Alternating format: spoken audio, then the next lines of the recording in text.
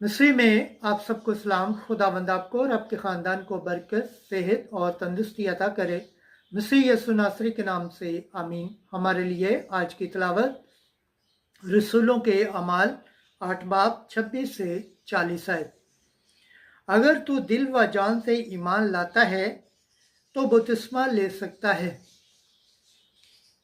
खुदा बाप, बेटे और रूह कुद्दस के नाम से आमीन।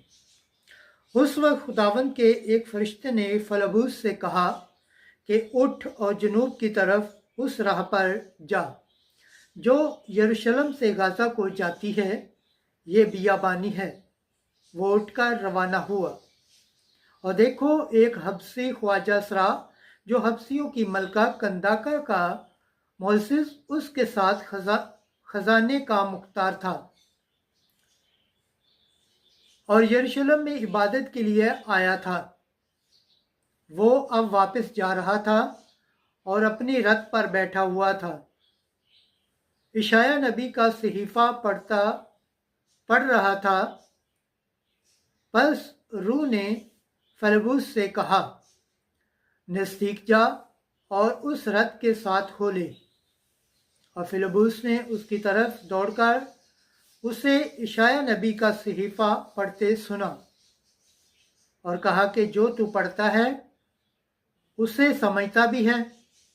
उसने कहा कि ये मुझसे क्यों कर हो सकता है जब तक मेरा कोई हादी न हो।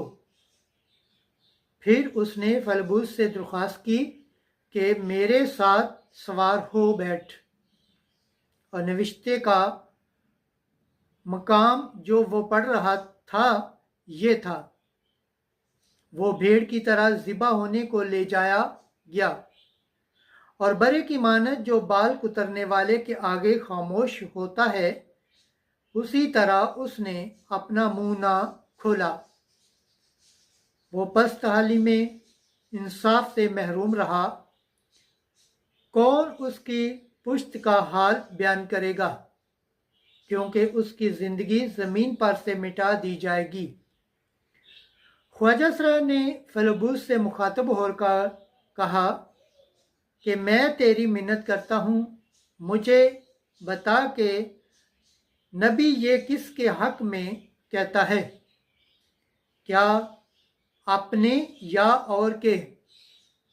तब फिलबूस ने अपनी ज़ुबान खोलकर उसी नविश्ते से शुरू करके उसे यस्सु की बिशारत दी और राह में चलते चलते